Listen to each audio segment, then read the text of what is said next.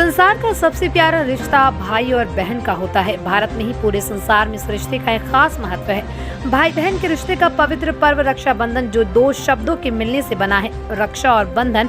इस पर्व का मतलब होता है कि एक ऐसा बंधन जो रक्षा प्रदान करता हो। रक्षाबंधन हर वर्ष सावन महीने की शुक्ल पक्ष की पूर्णिमा तिथि को मनाया जाता है।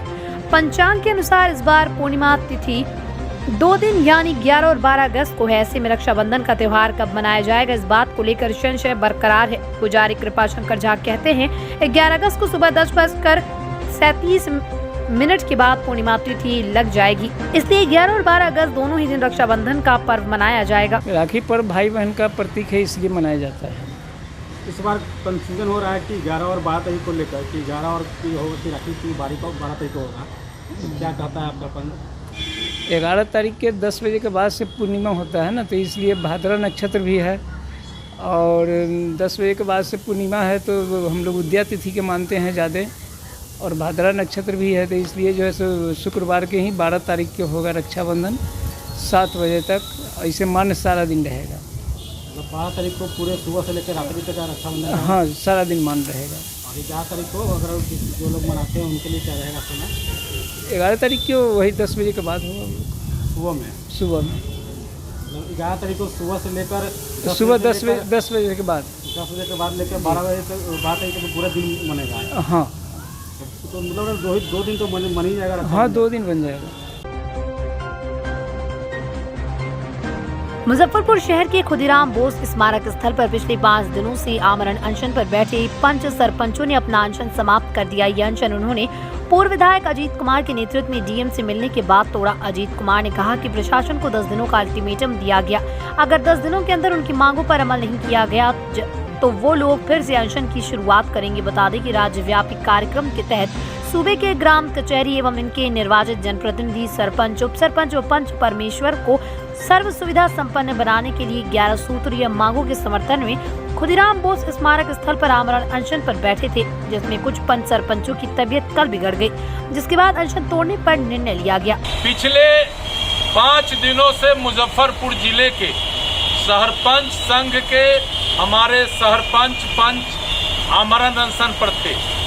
इनका 11 सूत्री मांग आज से 1 सप्ताह पहले जिलाधिकारी मुजफ्फरपुर को दिया गया था, लेकिन उस मांग पर कार्रवाई नहीं होने से आक्रोशित सरपंचों के द्वारा खुदीराम बोस स्मारक स्थल मुजफ्फरपुर पर आमरण अनशन शुरू कर दिया गया था।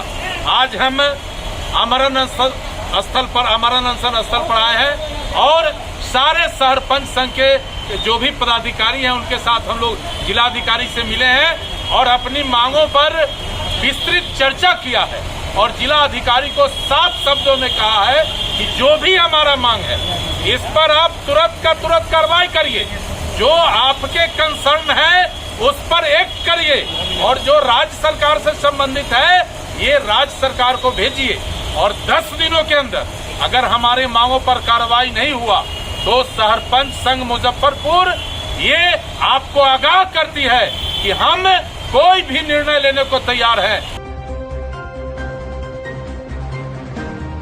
मुजफ्फरपुर में 6 साल से बंद मुजफ्फरपुर कलेक्ट्रेट परिसर स्थित अप्पू पार्क स्वतंत्रता दिवस पर आम जनता के लिए खोल दिया जाएगा। पार्क में जंगल झाड़ उग आए थे।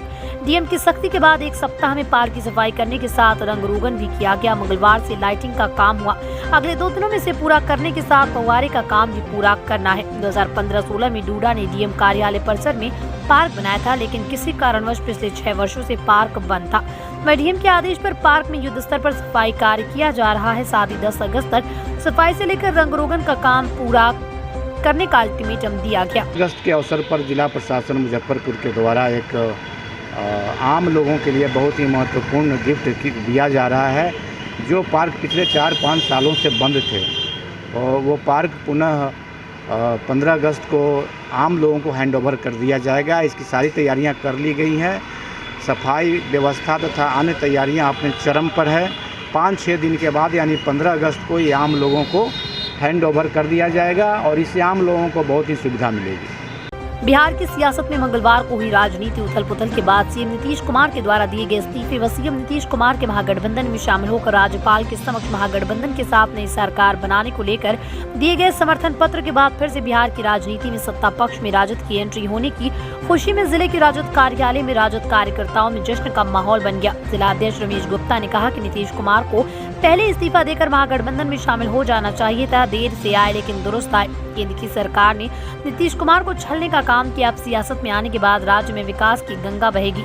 महागठबंधन बढ़ती महंगाई को लेकर लगातार आंदोलन करती रहेगी। माननीय मुख्यमंत्री नीतीश कुमार जी के साथ बीजेपी के लोगों ने छल करने का काम किया है।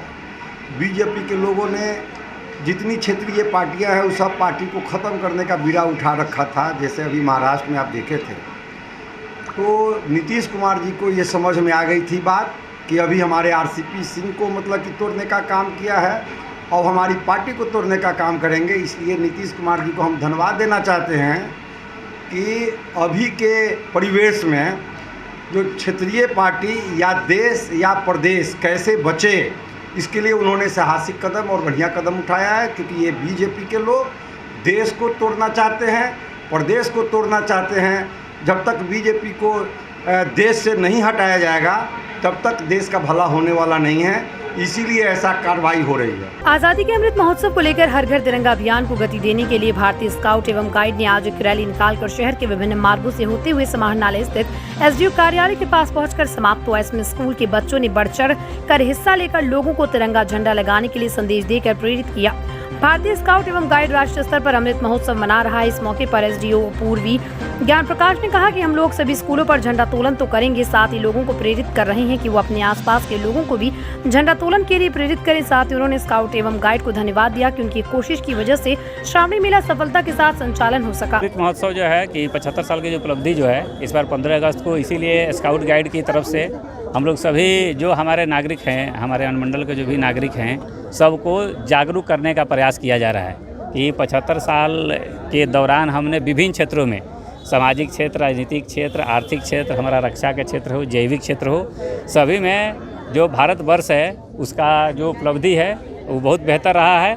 थोड़ी बहुत जो कमी है उसको भी दूर करने का हम लोग प्रयास करेंगे। और इसी के लिए स्काउट गाइड की तरफ से हाल ही में श्रावणी मेला में जो इतना बेहतर प्रदर्शन किया गया कि कोई समस्या नहीं हुई, उसके लिए जिला प्रशासन, अनुमंडल प्रशासन की तरफ से उनको हार्दिक धन्यवाद, बधाई। और जो हमारा 15 अगस्त का हर घर तिरंगा का जो कार्यक्रम है, इसमें भी ये लोग बढ़ चढ़ के हिस्सा ले रहे हैं। और अपने केवल विद्यालय ही नहीं, अपने पास पड़ोस जो भी पड़ोसी हैं या इनका जो भी पोषक क्षेत्र हैं, सभी को निर्देश दिया गया है कि सभी के घर में जाकर हमारा जो संविधान का मौलिक कर्तव्य है उसके बारे में बताना है और राष्ट्र की एकता, अखंडता को जागरूक करना है। और इसके लिए जो भी सहयोग इनके द्वारा किया जा रहा है, और हम भी आशा करते हैं कि हमारा हर घर तिरंगा वाला जो प्रोग्राम है वो भी बेहद सक्सेस होगा।